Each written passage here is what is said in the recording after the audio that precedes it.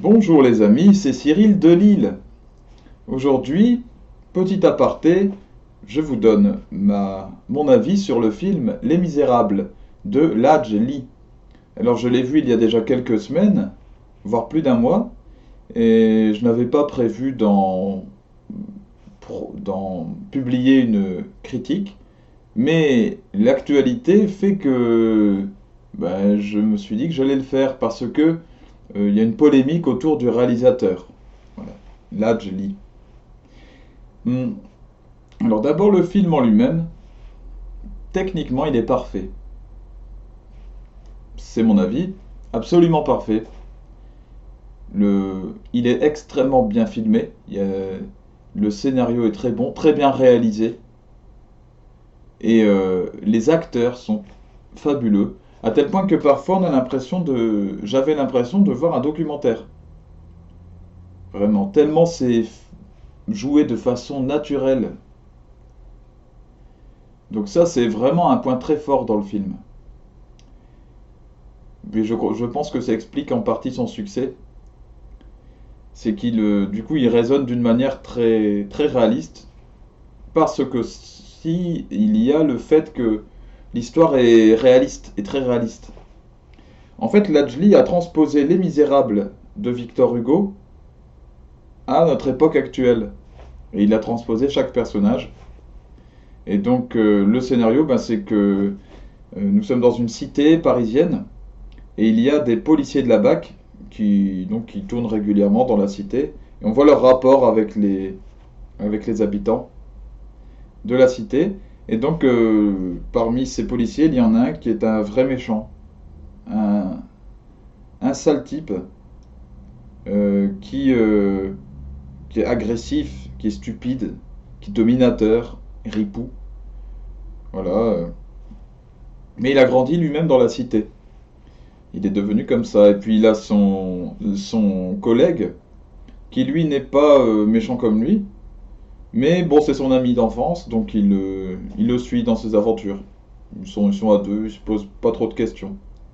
Et puis on voit l'arrivée d'un nouveau policier qui vient d'un endroit complètement différent, il ne connaît pas les cités et il vient d'arriver, il est correct, il est respectueux et puis il aime les gens. Et forcément, il y a un clash avec avec le policier méchant. Il y a une dissension qui est de plus en plus forte au fur et à mesure du film. Voilà. Et donc nous les voyons suivre des jeunes et puis on voit ce policier méchant s'adresser aux jeunes et les traiter d'une façon très spéciale. Voilà ce que le policier gentil a beaucoup de mal à accepter. Voilà, donc il essaye de rattraper les pots cassés. Voilà, je n'en dis pas plus. Alors, maintenant, quant au message du film, c'est là qu'on peut trouver à redire et que nous pouvons faire le lien avec la vie de Lajli et même avec l'islam. Puisque celui qui nous est montré comme la figure du sage dans le film, c'est Salah, c'est un musulman, même un salafiste. Voilà, et il est toujours rangé là-bas, il a un café, un restaurant kebab communautariste, il n'y a que des salafistes dans dans le restaurant. Il regarde des vidéos de prières musulmanes. Voilà, c'est vraiment le, le musulman extrémiste, enfin extrémiste, oui, on peut le dire, et en tout cas qui est complètement imprégné dans cette religion, voilà, de manière extrême. Et lui fait figure de sage. C'est celui qui temporise les choses, c'est celui qui a la parole de sagesse, c'est celui qui a la véritable autorité dans la cité, etc. Il est important de noter qu'il y a des méchants aussi dans la cité. Il y a des gentils et des méchants, des bons et des mauvais. Donc il n'y a pas de manichéisme particulier de la part de Lajli à ce niveau-là. Voilà, je tiens à le préciser. Cependant, le fait de montrer des salafistes comme étant les tenants de la sagesse et finalement de la paix est quelque peu gênant pour moi, sachant que comme je l'ai expliqué, tout au long de mes vidéos où je parle de Dieu, du Coran, de l'islam et du catholicisme, eh bien, l'islam n'est pas une religion de paix. Voilà, et je sens dans cette mise en avant d'un salafiste et même d'un groupe entier de salafistes comme étant les tenants de la vérité et de la paix, un message idéologique bien fort.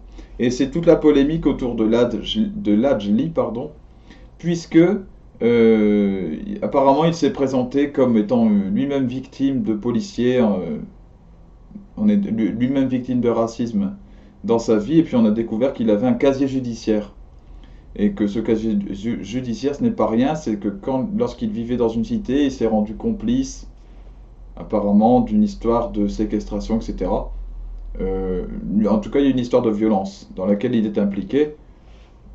Je n'en dis pas plus parce que lui contre-attaque pour ceux qui contre-attaquent les journaux qui l'ont accusé. Mais toujours est-il qu'il a un casier judiciaire, ça c'est vrai, et pour des faits de violence, ça c'est vrai. Et lui-même est admiratif de la foi musulmane. Alors évidemment, ça pose question. Ça pose question parce que, évidemment, ces actes, les actes de violence qu'il a eus, c'était envers un homme infidèle, en fait. Il y avait un proche de lui, c'était une femme qui était infidèle avec un homme, et donc ils sont allés frapper cet homme, le corriger. Et donc, là, on a une illustration de quelqu'un qui respecte l'islam et qui respecte la parole du Coran.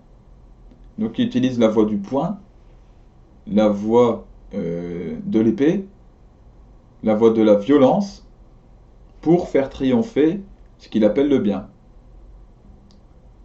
Voilà. Et on voit aussi un idéologue, puisque dans son film, eh bien pour lui, les tenants de la sagesse sont des musulmans. Voilà. Je pense que c'est là le point le point problématique du film, qui reste un excellent film, voilà, qui reste un film que je vous conseille d'aller voir, parce que vous ne perdrez pas votre temps, il est très prenant, émotionnellement, et c'est une vraie réussite. Le reste, à la grâce de Dieu. Que le Seigneur vous bénisse par son Fils Jésus-Christ.